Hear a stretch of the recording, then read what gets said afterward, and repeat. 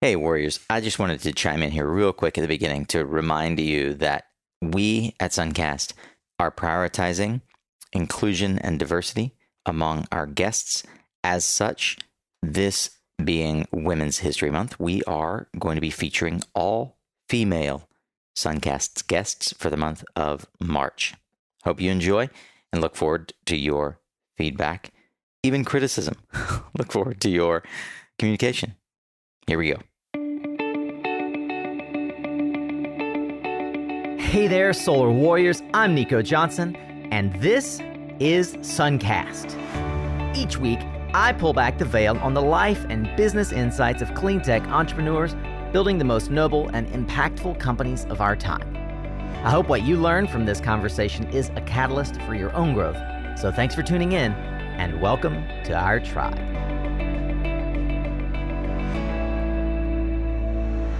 Hey, welcome to a new week, Solar Warrior. Here we go. This is Two for Tuesday. Whether that's a tactical Tuesday or just content from one of our many live events like SPI Podcast Lounge, this is going to be a short form conversation, typically with subject matter experts designed to give you the practical tools, tips, and advice for building your solar business or career. And grow with us here on Suncast, as I know you will. I'm so glad that you've decided to join us again and level up your game. Remember, you can always find the resources and learn more about today's guests and recommendations in the blog at mysuncast.com. So get ready to tune up your skills, Solar Warrior. Here we go with another powerful conversation on Suncast. And this is the Podcast Lounge, sponsored by Radiant REIT and produced by Suncast Media. I'm Christian Roseland, the U.S. editor at PV Magazine, and we are taking over the Podcast Lounge. I'm joined here by Managing Editor Erika Johnson, PV Magazine, and we are very excited to be here at Solar Power International Smart Energy Week 2019 in Salt Lake City. That's great. And 180 degrees.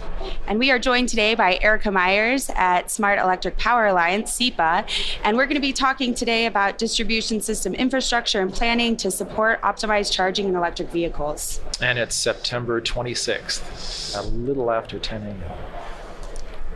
So, Erika, can you talk to us a little bit about the trends that are taking place right now within the EV infrastructure space? Sure. So at a really high level, there's a lot going on in electric vehicles. I'm sure a lot of the folks here have been listening to the new content that we've had. They may have driven some cars that are out front. They may have seen some of our exhibitors.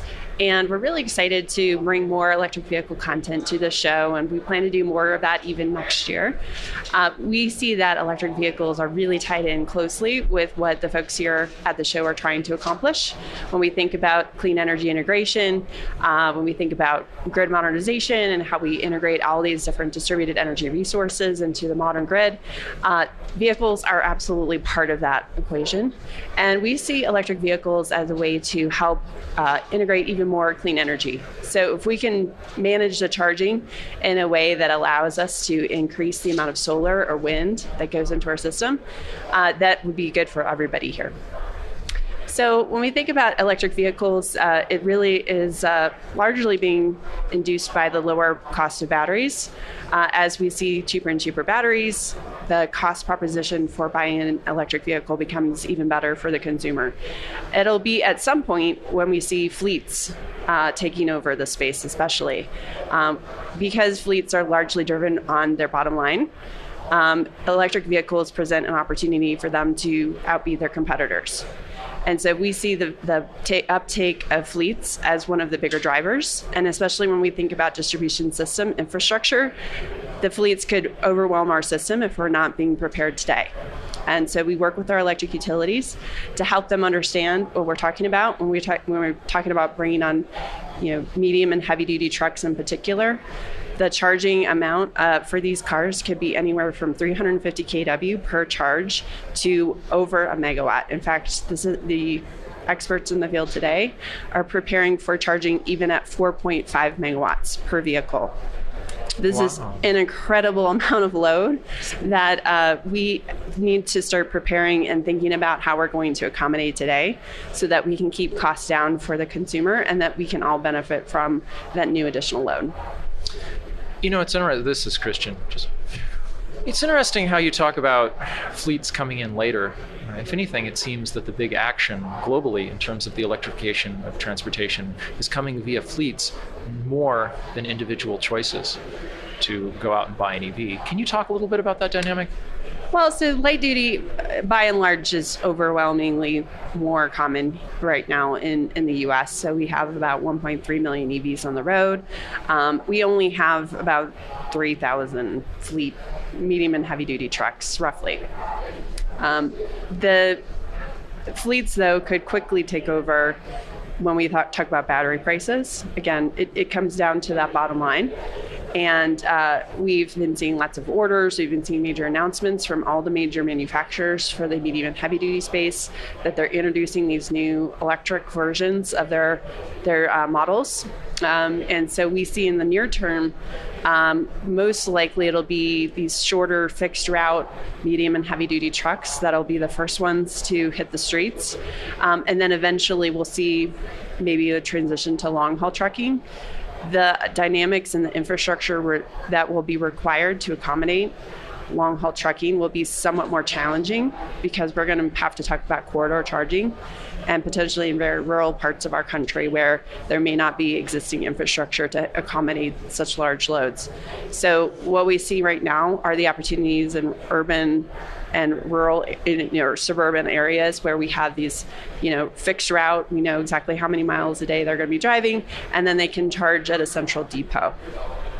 And so what do you see is happening in this space right now as far as the development for these large-scale demand loads for bigger fleet vehicles? So when we see these major announcements by Thor and Tesla and Freightliner, the vehicles that they'll be selling, in fact, last week, Amazon announced that they're buying 100,000 electric trucks. Wow. for their delivery services. So we see these big announcements, and then I have utilities calling me, where are these vehicles going to show up? Are they going to come to my territory? And I have to tell them I don't have that information. But I do tell them, what you need to do today to start thinking about the possibility of these fleets showing up in your service territory is mapping out and understanding where those fleets are located and looking at where your substations and transformers are in relation to those fleets and where there might be some existing constraints. If you do some back of the envelope calculations on the number of new vehicles that might go into those fleets, you could quickly understand where there might be some constraints. So we're encouraging our utilities to be proactive, reaching out to those fleets now to understand what they're thinking about, and so then they can incorporate that into their distribution planning processes.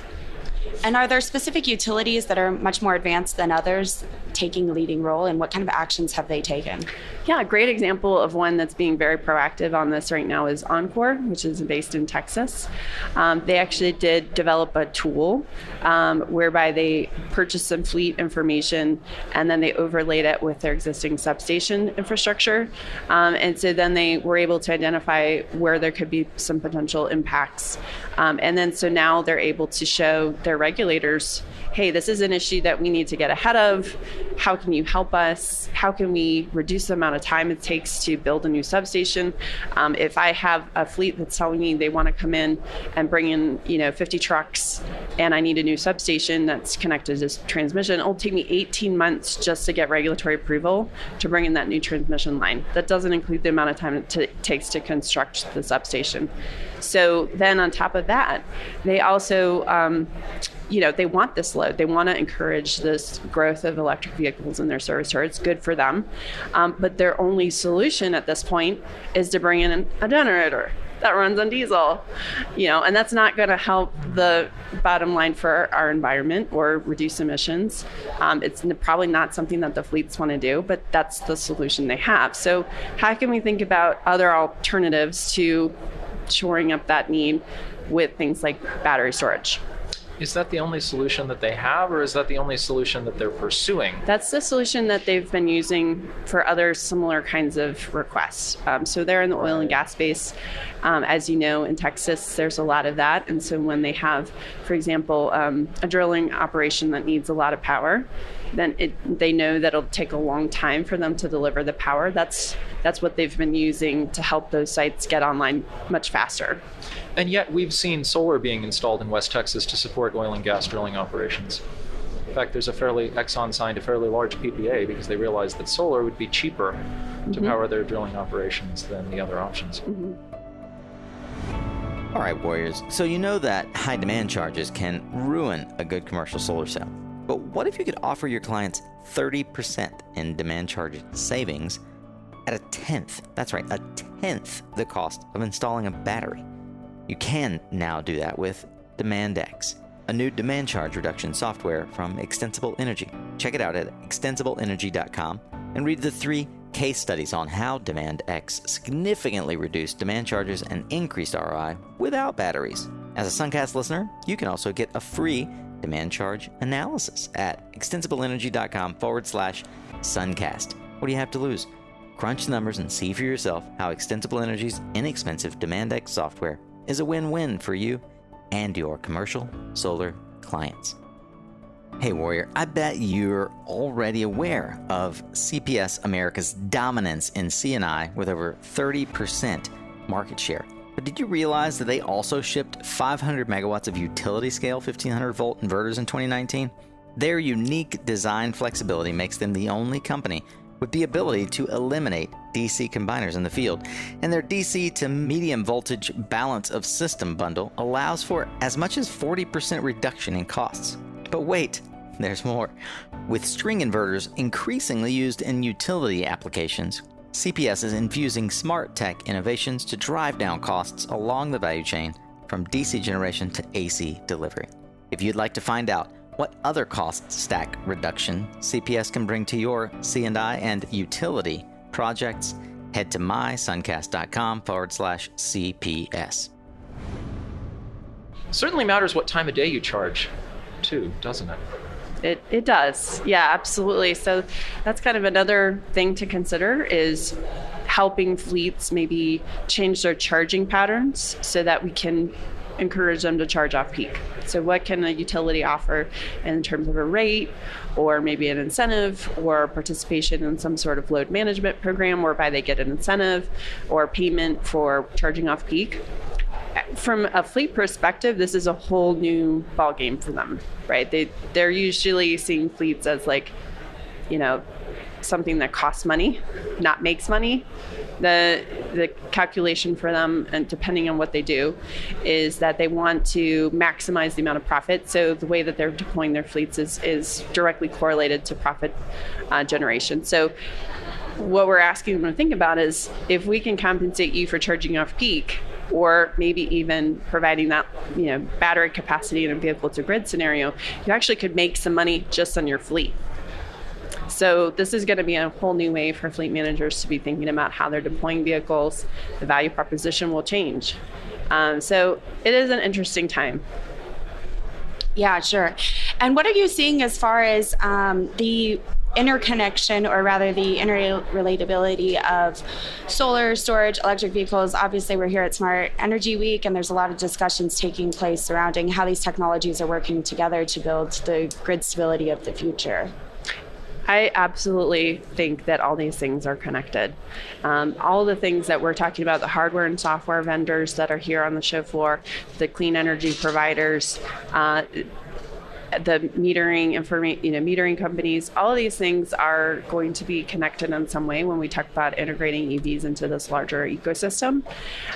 The questions, I have in the back of my brain is at what point will vehicles maybe be cheaper than stationary storage from a battery capacity perspective and the services perspective? But there's also a lot of things that go along with that. So that storage, stationary storage is dependable, it's going to show up. You don't have to work with a third party to make it happen. EVs, maybe, it could be a cheaper option, but you're going to have to work with the consumer, right? They don't buy their vehicles for grid support services. So how do you get the consumer on board to want to participate and have the trust with the utility or third party that their vehicle will still be used and accessible to them for the purposes they bought it for. So it is a relationship building exercise, and we have to start that level of trust today. And so we work with our utilities and thinking about how do you develop that customer relationship over a long period of time, and then slowly through a lot of different programs, get them to charge off peak, adapt their charging behavior, and then eventually getting to a point where they feel comfortable that a utility or third party could take energy out of their car.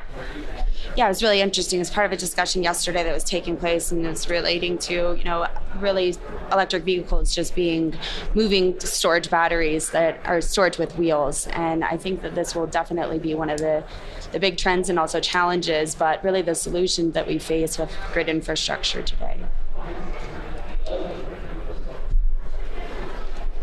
So, this is interesting talking about, I've heard a lot of talk about this potential for vehicle to grid charging. But when I talk with experts like Chris Nelder at Rocky Mountain Institute, it seems as though there's another distinct possibility, which is having fast charging stations backed by large batteries, which can provide charging on demand, much like we have gas stations.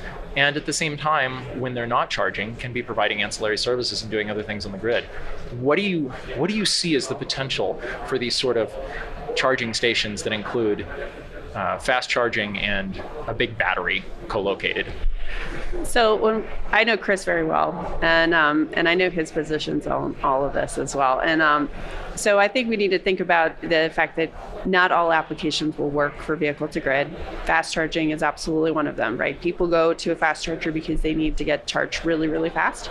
They're not interested in having their load curtailed. They're not interested in having some energy taken off their car. So that application, absolutely, you'd have to think about another option, such as behind the meter storage, that would back up that DC fast charger. Yeah, that's what I'm talking about. That's what I'm asking about, is the potential for combination of fast charging and a large battery. Mm-hmm. Because obviously, the needs of fast charging are very different. To be co-located as like the new gas station.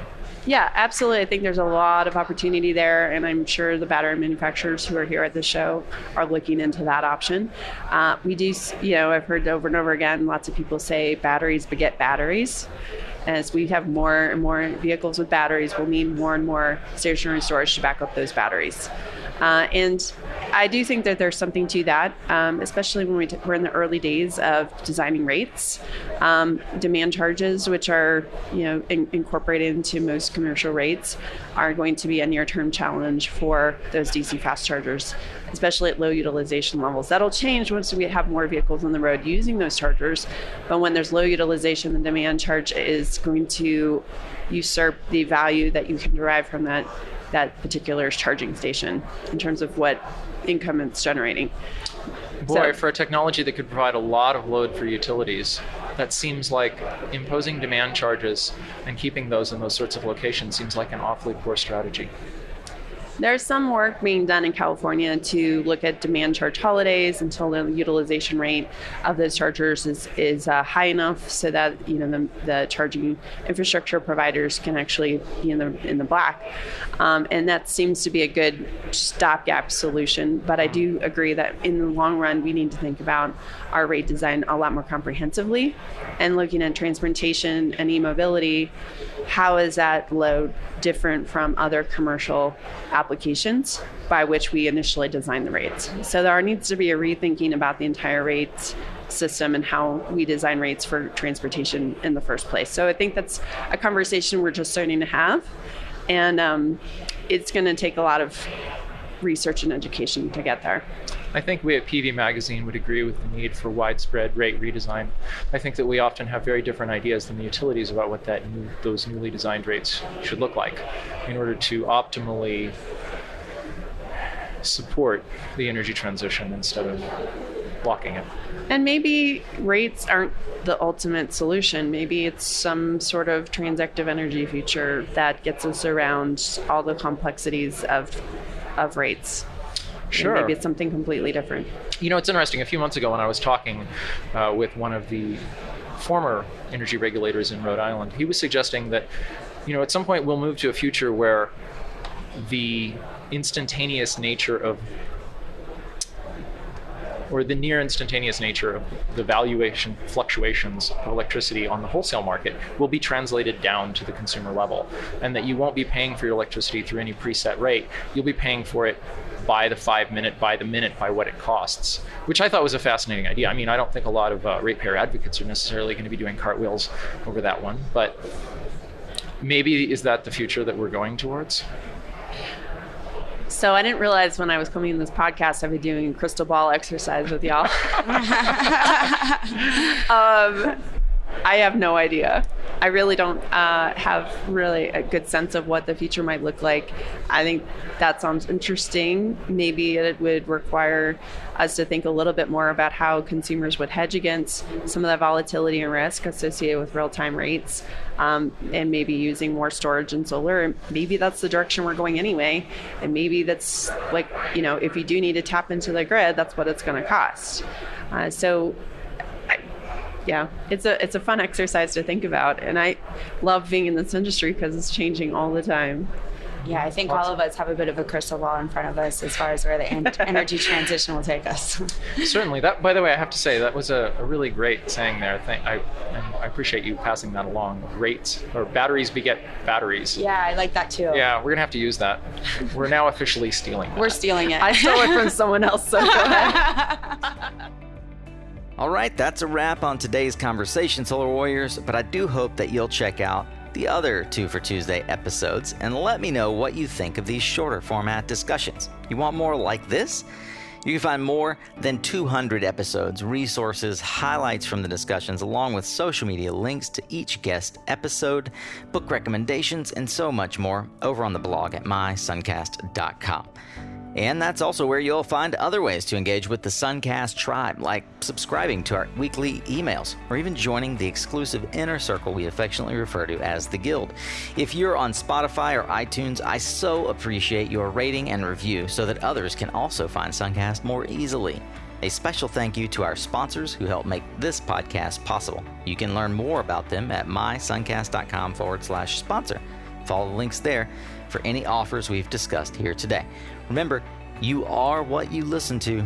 Thanks again for showing up, Solar Warrior. It's half the battle.